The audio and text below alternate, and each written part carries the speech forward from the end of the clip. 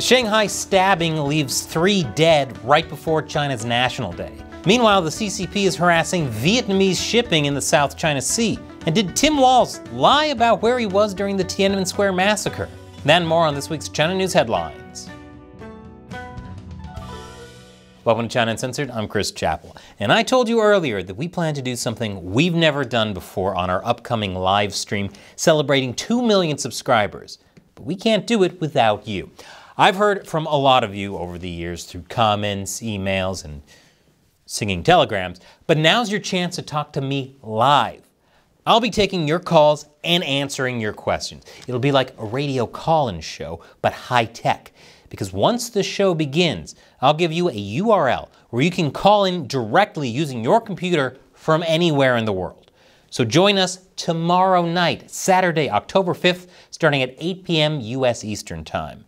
Get your smartest questions ready, and I look forward to talking directly with you tomorrow. And now, on with the show. Let's start with something light and easy to digest. World War III.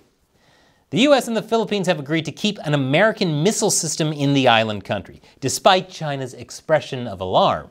According to 2 Philippine officials who spoke on condition of anonymity, the U.S. transported the Typhoon missile system to the northern Philippines back in April as part of combat exercises.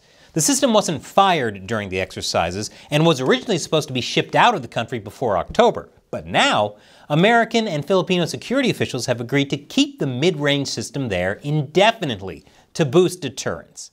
Well, I'm glad they thought about it before leaving it behind, unlike the military equipment the U.S. left behind in Afghanistan.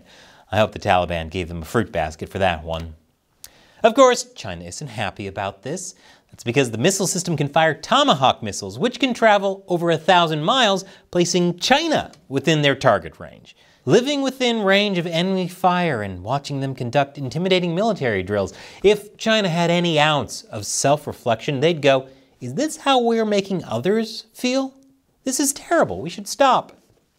Instead, the CCP is protesting, warning that the missile system will destabilize the region. U.S. officials are not publicly commenting on the issue, probably because letting your ally hang on to a missile system is kind of comment enough. But the Philippine Defense Secretary rejected China's alarm, calling it interference into the Philippines' internal affairs. He accused them of using reverse psychology in order to deter his country from building up defensive capabilities. He even called on them to lead by example, suggesting they destroy their nuclear arsenal, leave the South China Sea, and remove their ballistic missile capabilities. I mean, don't throw stones when you live in a glass house, he said. This man is my hero. But China has other concerns, like a sewage eruption during road construction in Guangxi that led to a 30-foot-high poop volcano.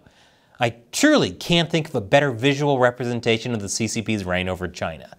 The pipe explosion sent a construction worker flying and damaged cars before raining back down on traffic and pedestrians. Chinese authorities blamed the mess on newly laid sewage pipes rupturing during construction crews' stress test, which doesn't paint Chinese construction in the best light. Paints it in a kind of brownish. Nobody was injured, besides maybe to their human dignity, but a few vehicles were damaged. Officials were immediately dispatched to the scene for the cleanup, but according to Metro, no details were offered to suggest what the actual plan was to get rid of the waste. As if the people of China didn't already have enough crap to deal with. And speaking of things made with shoddy construction, the United Nations. At the UN, China is warning against an expansion of the battlefield in the Ukraine war. Interestingly, a concern they never seemed to have when Russia was plowing across Ukrainian territory. China's Foreign Minister Wang Yi said his country is making it a top priority to commit to no expansion of the battlefield, and that China is committed to playing a constructive role. I assume it'll be about as successful as any other type of Chinese construction. China's calling for stable relations with Japan. A bold ask, considering the recent spate of stabbings of Japanese people in China and the joint military drills with Russia infringing on Japanese territory. Japan's new Prime Minister Shigeru Ishiba just took office after winning against the incumbent Liberal Democratic Party. Chinese Foreign Ministry spokesman Lin Jian told reporters last Friday that the sustained, sound, and steady development of Tokyo's relation with the Chinese Communist Party is the only right choice and in the best interest of both longtime rivals. And if that sounds like the CCP is nervous, It's with good reason. Ishiba wants more autonomy over Japan's security policies and to cooperate more with his allies in the region. Before last Friday's leadership election, Ishiba proposed the creation of an Asian NATO, which he said could pave the way for a nuclear sharing arrangement among like-minded countries or a return of U.S. nuclear tactical weapons to the Indo-Pacific region. Specifically like-minded countries, referring to countries who think, can we do something about China besides nothing and hoping it'll get better? In addition, Ishiba paid a visit to Taiwan in August, indicating that he will continue Tokyo's partnership with the island.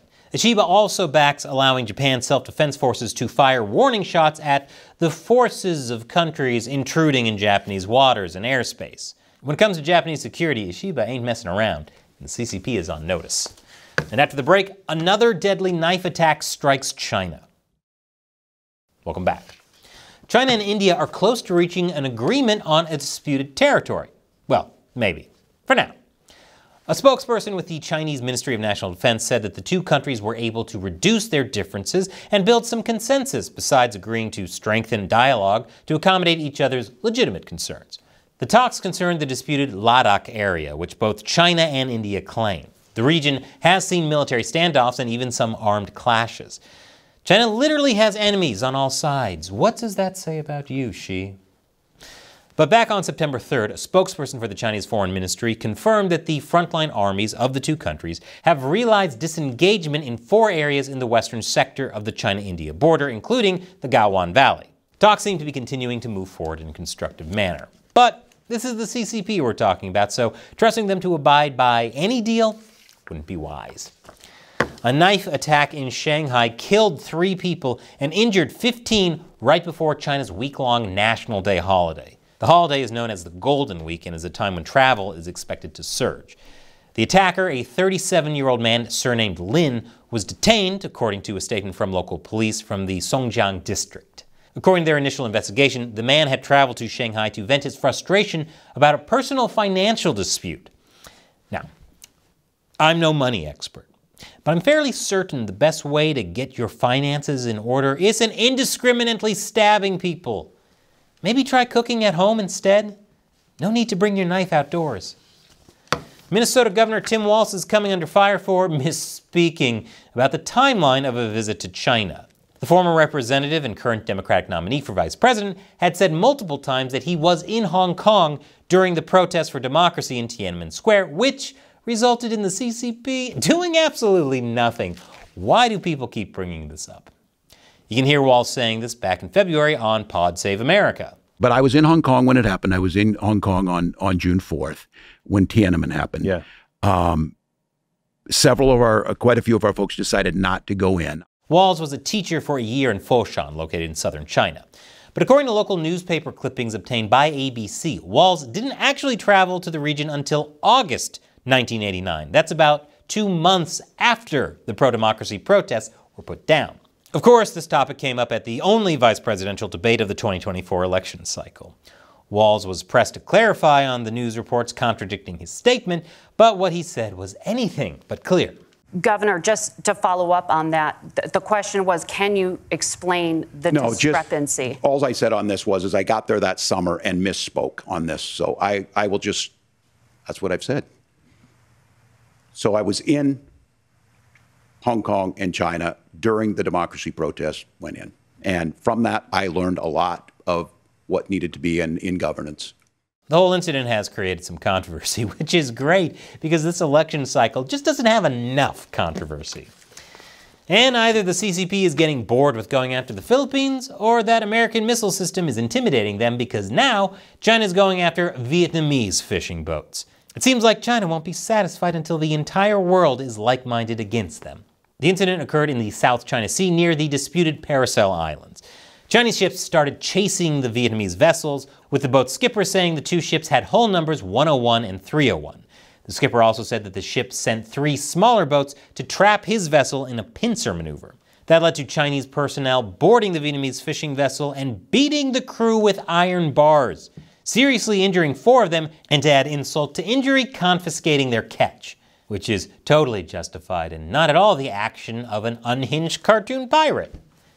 The boat's skipper said, "I tried to run towards the bow of the ship. However, 2 people held me and attacked me so hard that I lost consciousness. I woke up about an hour later." The skipper later radioed the Vietnamese Border Guard and Maritime Search and Rescue Coordination Center for further assistance. Vietnam has strongly condemned the incident, but China, predictably, denied injuring the illegal Vietnamese fishing crew. And it insists that its crew acted professionally towards the fishermen, because nothing says professional more than beating someone with an iron bar. That's not even professional in professional wrestling.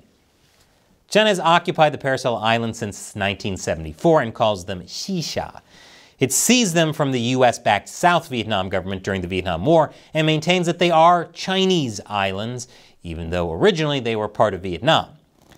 Vietnam and the CCP have a very complicated relationship, but also are supposedly dead set on strengthening ties. Apparently by that, China meant tying up fishermen and beating them. I guess that Vietnam is learning the hard way that the CCP is a crappy partner. And remember, Saturday, October 5th is our special 2 million subscriber live call-in show. I'll leave a link below. I want to see you there. And have you ever wondered why Japan is so much cooler than China? Well, I have a video about that on my new gaming channel, so click here to check it out. Once again, I'm Chris Chappell. See you next time.